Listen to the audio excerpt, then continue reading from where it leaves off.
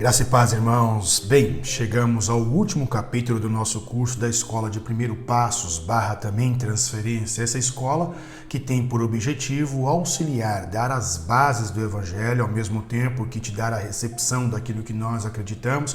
E depois desta aula, automaticamente você tem a liberdade de pensar, é o que eu quero ficar em Lagoinha, São Miguel Paulista, quero ficar nessa comunidade ou simplesmente quero descer as águas batismais. Bem, este capítulo tem como título o termo Bíblia. Então vamos falar um pouquinho sobre a Bíblia. E claro, dentro da teologia nós temos uma disciplina que ela é discorrida durante um certo período, aproximadamente 6 meses, que é chamado de bibliografia. Então nós vamos ter que compactar.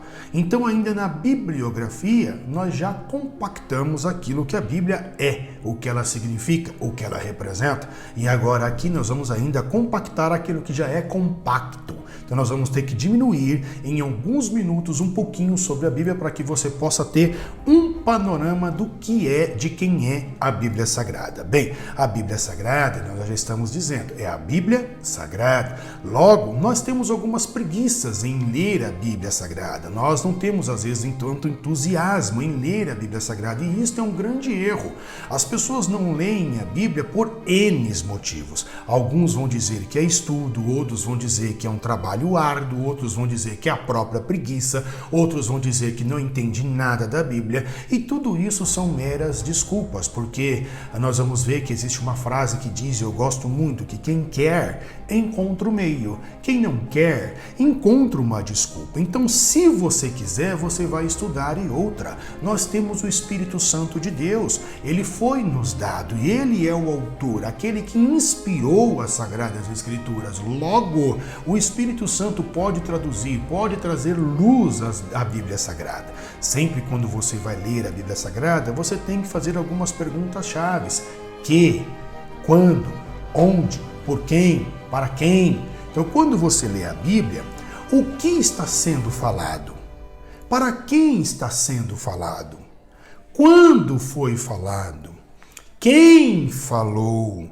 Qual é a cultura do povo da época em que isso foi escrito? Quando você lê a Bíblia Sagrada, você não pode pensar que os escritores, eles escreveram pensando em nós. Eles não pensaram em nós.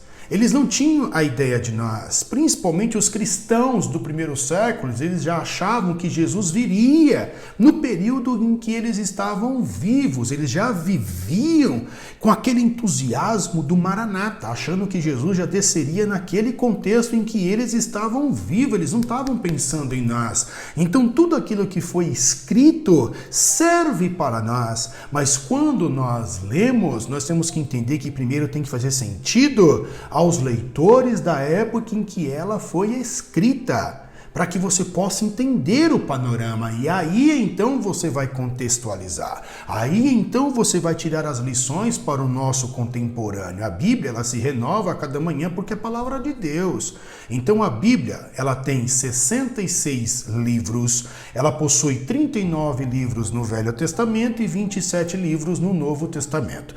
Existe cerca de 1189 capítulos distribuídos em 31.173 versículos. O menor livro da Bíblia é o livro e a carta de 3º João, tá? Esses são alguns dados iniciais, dados estatísticos da Bíblia. Quando olhamos para a Bíblia, o que a Bíblia é? A Bíblia não é dedução. O que seria dedução? Dedução é um raciocínio lógico. Então, o que é uma dedução? Raciocínio lógico. Então, vamos lá.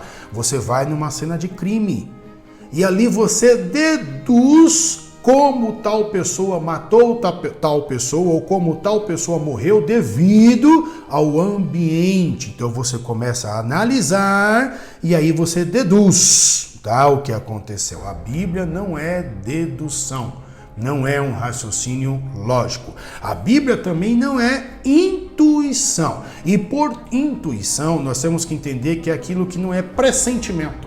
Vamos tratar o pressentimento como uma espécie de sexto sentido. Eu estou aqui sentindo alguma coisa estranha e eu acho que vai acontecer tal coisa, eu estou com um pressentimento ruim. Intuição é um pressentimento, é um sexto sentido, e a Bíblia não é isso. A Bíblia também não é um elemento acadêmico, ou seja, um TCC, uma tese de doutorado, uma tese de mestrado, uma constituição bem elaborada. A Bíblia não é nada disso. A Bíblia também não é filosofia, apesar de ter filosofia contido nela, ela não é filosofia. A Bíblia também não é uma percepção. O que a Bíblia é? Como ela se auto-intitula? Ela é a revelação de Deus para nós. E quando falamos de revelação, estamos falando de algo que está escondido. Então vamos lá. Debaixo do lençol parece ter um corpo de uma pessoa. O formato que forma no lençol, ou no edredom, ou no cobertor, é do formato de uma pessoa. Só que você não sabe, de fato, se tem uma pessoa ali. Então o que você faz? Você tira o cobertor, você tira o edredom, você tira o lençol. E aí quando você tira, a surpresa, na verdade não é o corpo de uma pessoa, é um manequim, é um travesseiro. Entendeu? Então você não tem uma pessoa propriamente dita ali. Parece ser, mas não é. Então o que é revelação? Aquilo que foi descoberto. A palavra de Deus é a revelação. Deus descobriu, Deus abriu as cortinas e a palavra foi revelada. Por abrir as cortinas, tenta imaginar você então num teatro. E lá no teatro as cortinas estão fechadas, então quando começa o teatro elas são abertas, você consegue ver o que tem dentro daquelas cortinas. Isto é revelação. Então a Bíblia é a revelação de Deus para a humanidade, o presente dele escrito para a humanidade, as palavras santas. A Bíblia se auto-intitula como Escritura. João capítulo 5, verso 39, Atos 17, verso 11, 2 Timóteo capítulo 3, verso 16. A Bíblia ainda se auto-intitula de Palavra de Deus ou Oráculo de Deus. Romanos capítulo 3, verso 2, Hebreus capítulo 5, verso 12 e 1 Pedro capítulo 4, verso 11. A Bíblia ainda se autodenomina de testamento ou aliança. Romanos capítulo 9, verso 4 e Gálatas capítulo 4, verso 24. A Bíblia também se auto-intitula de lei. 1 Coríntios capítulo 14, verso 21 e Gálatas capítulo 3, verso de número 10. É assim que a Bíblia se auto-intitula. O termo Bíblia vem da palavra biblion, que deu origem à biblioteca, que deu origem a agrupamento de livros. Então, o que é a Bíblia? A Bíblia é um conjunto de livros que forma um. Mesmo sendo um conjunto de livros, uma coletânea de livros, falando da Bíblia como um livro, tá? No significado do termo. Não estou aqui falando de revelação, de inspiração. A Bíblia como um livro, tá? Então, este termo significa agrupamento de livros, biblioteca. Então, a Bíblia é um agrupamento de livros. E estes livros falam de uma coisa só. Todos os 66 livros falam de uma coisa só: o amor de Deus à raça humana. É sobre isso que a Bíblia trata.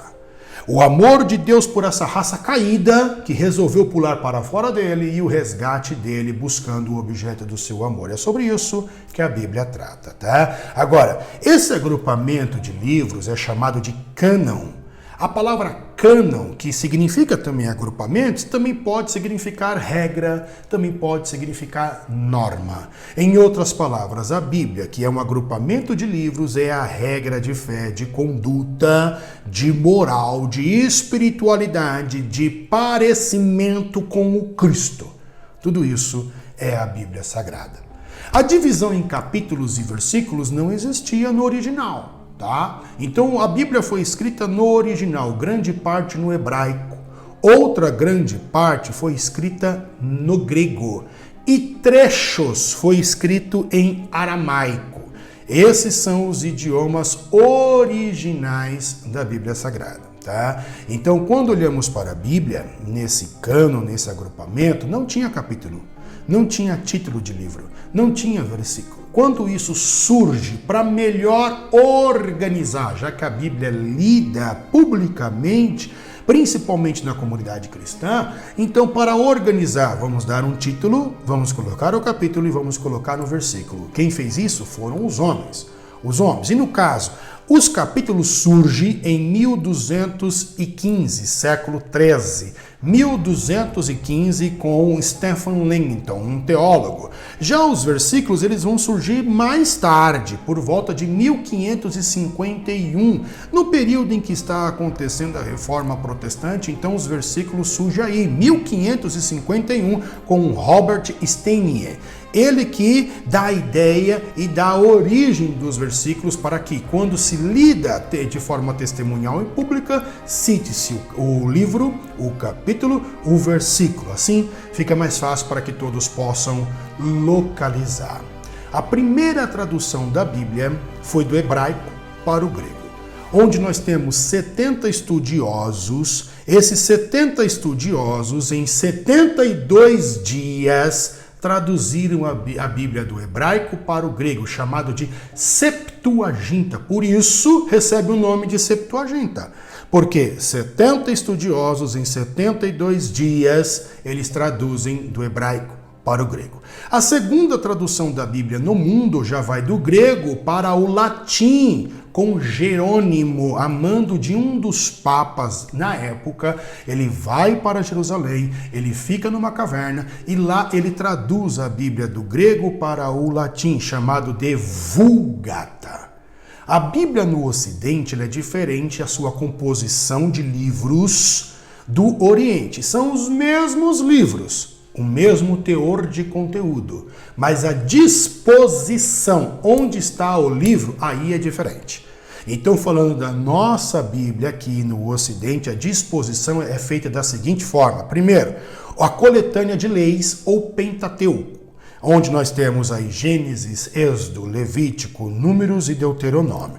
Logo depois, temos os livros históricos. Aí vem Josué, Juízes, Ruth, 1º e 2º Samuel, 1º e 2º Reis, 1º e 2º Crônicas, Neemias, Esther, Jó. Esdras também faz parte desse conteúdo de livros históricos. Depois vamos para os livros poéticos. E os livros poéticos são caracterizados pela filosofia judaica principalmente. Aí temos Jó, Salmos, Provérbios, Eclesiastes e Cantares. Depois nós temos uma coletânea de livros proféticos. E os livros proféticos são divididos em profetas maiores, profetas menores. E quando fazemos essa distinção, não é que um é melhor que o outro, mas é o conteúdo, o embasamento do conteúdo. Então você pega, por exemplo, o conteúdo de Isaías com o conteúdo de Naum, nós temos muito mais conteúdo em Isaías do que em Naum. Então Isaías, profeta maior, Naum, profeta menor. Então nós temos Isaías, Jeremias, Daniel, Ezequiel, Oséias, Joel, Amós, Obadias, Jonas, Miqueias, Naum, Abacuque, Sofonias, Ageu, Zacarias, Malaquias. Esses são a coletânea dos livros proféticos do Velho Testamento. Viramos as páginas, chegamos no Novo Testamento. Temos 4 livros biográficos, livros que contam a história de Jesus: Mateus, Marcos, Lucas e João. Um livro histórico, que aí é Atos dos Apóstolos. Depois temos as cartas ou as epístolas. Essas epístolas, elas são tanto escritas por Paulo, direcionadas à igreja, ou por outro apóstolo, como por exemplo você tem Pedro, você tem João, e também você vai ter Tiago, que é considerado meio-irmão de Jesus, que escreveu a epístola ao Tiago. Tá? Então essa epístola, nós vamos ver que elas são direcionadas a pastores, são direcionadas a igrejas, são direcionadas à comunidade cristã da época e falam até hoje. Então nós temos Romanos, 1º e 2º Coríntios, nós temos Gálatas, Efésios, Filipenses, Colossenses, 1º e 2º Tessalonicenses, 1º e 2º Timóteo, Tito, Filemão, 1º e 2º Pedro, Tiago, 1º, 2º e 3º João e Judas. E o único livro profético que assim poderíamos denominar seria o livro do Apocalipse. Essa é a sua Bíblia. A Bíblia não fala para que ela seja lida, ela fala para que ela seja meditada. Nesta lei, nestas escrituras, nestas santas palavras, medita de dia e de noite. Meditar traz a ideia de cavucar. Então você não tem que simplesmente ler, porque quando você lê, você grava cerca de 10% daquilo que você leu. Quando você começa uma página de um livro e você chega no final daquela página, você já não lembra o que está no começo da página. Pouca coisa se grava. Então a Bíblia nos ensina a meditar, cavucar, investigar de dia e de noite. Ela tem que ser a sua companheira, porque ela mesmo diz que ela é lâmpada para os seus pés. Que Deus os abençoe. Espero que este curso tenha aberto a sua mente, te dado um panorama geral de todas as principais bases do cristianismo, para que assim você possa peregrinar em fé com solidez. Que Deus os abençoe. Um abraço.